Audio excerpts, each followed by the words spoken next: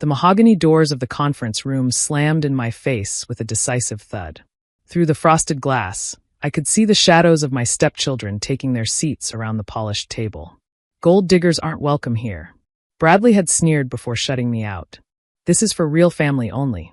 I stood in the hallway of Pemberton and Associates, adjusting my black dress and trying to maintain my composure. 10 days since Thomas's funeral, and his children were already showing their true colors. Mrs. Mitchell?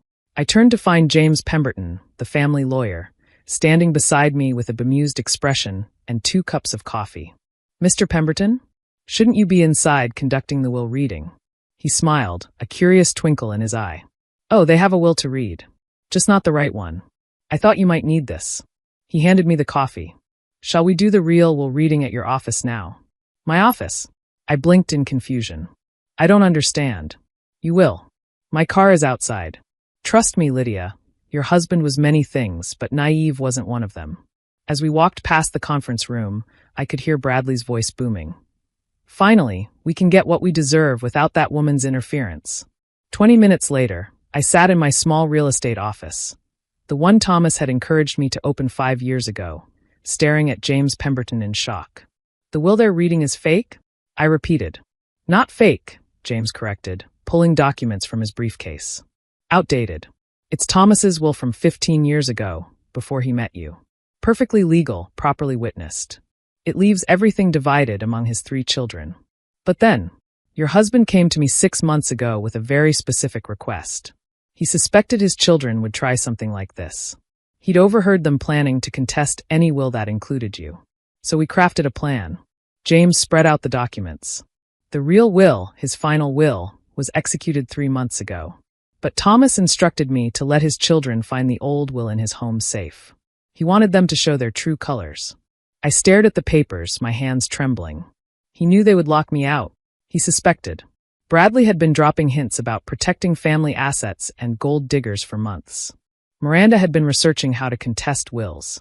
And Chloe, well, she'd been openly hostile since your wedding. I remembered.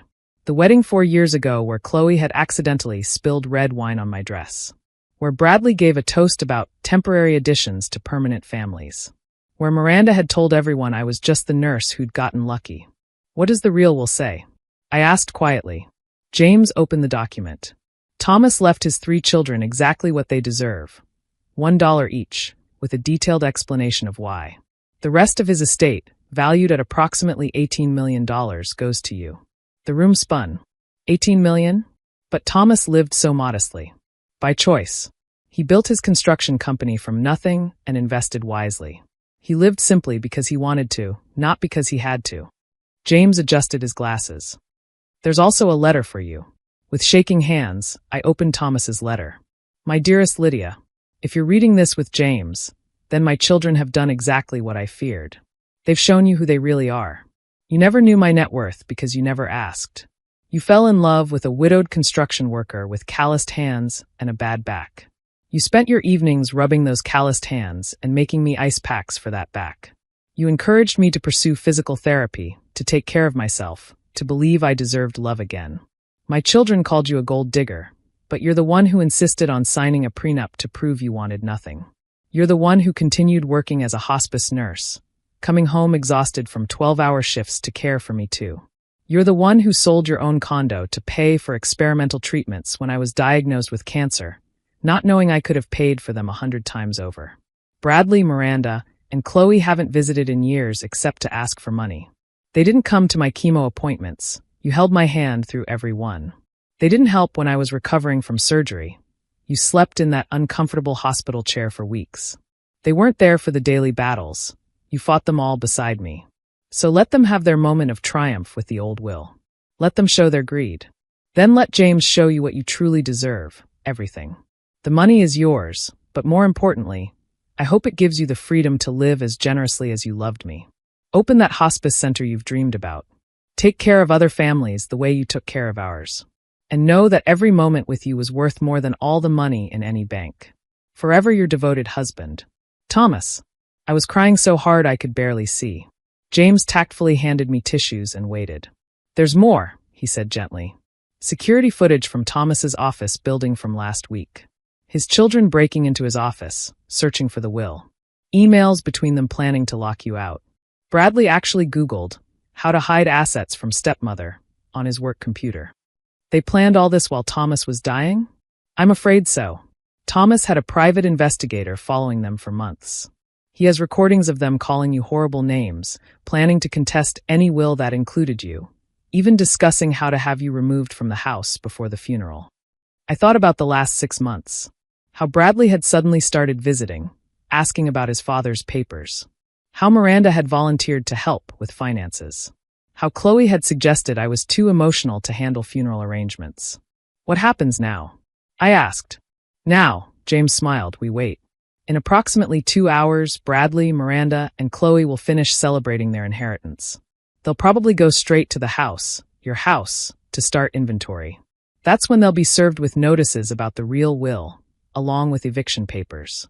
Thomas made sure the house was transferred to you months ago. But they'll contest it. They'll drag this through court. They'll try. But Thomas was thorough. Medical records showing he was of sound mind. Videos of him explaining his decision. Proof of their neglect and greed. They won't win. James paused. There's also the matter of the fraud charges. Fraud. Bradley has been embezzling from Thomas's company for 3 years. Thomas knew but didn't press charges, hoping his son would come clean. That clemency ends with Thomas's death. Miranda has been claiming Thomas as a dependent on her taxes while never contributing to his care. Chloe has been using a company credit card for personal expenses. Thomas documented everything. I sank back in my chair. He knew all of this? He loved his children, Lydia. But love doesn't mean enabling terrible behavior. He hoped they would change, would show some genuine care. Instead, they proved him right about their character. My phone buzzed. A text from Bradley. Hope you enjoyed your little performance at the funeral. Time to move on. We're changing the locks tomorrow. James saw my face. Let me guess, they're already making plans? Changing the locks. Perfect. More evidence of their intent to illegally evict you. He made a note. Oh, I should mention, Thomas left letters for each of his children too. To be delivered after they realized the truth. 2 hours later, my phone exploded with calls. I didn't answer. James had advised me to let them go to voicemail, to document their threats. You conniving witch. Bradley's message screamed. We know what you did. You manipulated a sick old man. This isn't over. Miranda screeched. We'll prove you forced him to change the will. Chloe's was the most venomous. You killed him. The stress of you being in his life killed him. We'll make sure everyone knows what you are. But Thomas hadn't died from stress. He died peacefully in his sleep, holding my hand, after telling me he'd had the happiest 4 years of his life. The next day, the calls shifted from threats to bargaining. Lydia, let's be reasonable, Bradley tried, his voice suddenly silky. Dad wouldn't want us fighting. How about we split everything? 60-40. Lydia, sweetie, Miranda cooed. We're family. Surely we can work this out without lawyers. Chloe just cried and said she was sorry, that grief had made her act crazy. James had warned me about this too. The stages of grief when money is involved: denial, anger, bargaining, manipulation, and finally legal action. Sure enough, within a week, I was served with papers contesting the will. Their claim? I had unduly influenced Thomas, isolated him from his family, and manipulated him into changing his will. The court date was set for 3 months later. In the meantime, Thomas's children launched a social media campaign against me. They posted old photos of their loving family before I destroyed it. They gave interviews to anyone who would listen about the evil stepmother who stole their inheritance. What they didn't know was that Thomas had anticipated this too. James released a statement, along with security footage. Bradley stealing from the company. Miranda's tax fraud. Chloe's credit card abuse. And most damningly, a video from 2 years ago of all three telling Thomas they didn't need him since they had their own lives, recorded during what was supposed to be his 70th birthday dinner. They'd forgotten he existed until he got sick. The tide of public opinion turned overnight. But the real bombshell came during the court hearing. Your Honor, James announced, we'd like to submit new evidence. A recording from the supposed will reading at my office. The court watched as Bradley, Miranda, and Chloe celebrated their father's death, literally toasting to their inheritance while calling me names I won't repeat. Bradley actually said, "The old fool finally did something right, dying before he could waste it all on that witch." Their lawyer visibly deflated. But James wasn't done. We also have this. He played a video of Thomas, clearly healthy and alert, sitting in James's office. I, Thomas Mitchell, being of sound mind and body, want to explain my decision. My children haven't visited me in 2 years except to ask for money. They didn't come to my wedding. They didn't help during my cancer treatment. They told me I was an embarrassment for marrying a younger woman, though Lydia is only 12 years younger, hardly scandalous. Lydia doesn't know I'm wealthy. She loves me for me. She's never asked for anything except my time and my heart. She deserves everything I have to give. My children deserve exactly what they gave me in my final years. Nothing. Though I'll leave them each $1 so they can't claim I forgot them. The judge's ruling was swift and decisive. The will stood. The fraud charges would be prosecuted. And a restraining order was granted against all 3 children for their threatening behavior. As we left the courthouse, Bradley cornered me. You think you've won? You'll never be able to enjoy that money. You'll always know it should have been ours. No, Bradley, I said quietly. I'll enjoy it by doing exactly what Thomas wanted, using it to help others. The hospice center I'm building will have his name on it. His legacy will be about love and care, not greed and entitlement. He was our father. Yes, I agreed. And he loved you. But you didn't love him back. You loved his money. There's a difference. 6 months later, the Thomas Mitchell Hospice Center broke ground. I used half the inheritance for the building and set up a foundation with the rest to keep it running. Thomas's room from our home was recreated as a memorial space where families could find peace during difficult times. At the groundbreaking, something unexpected happened. Chloe showed up.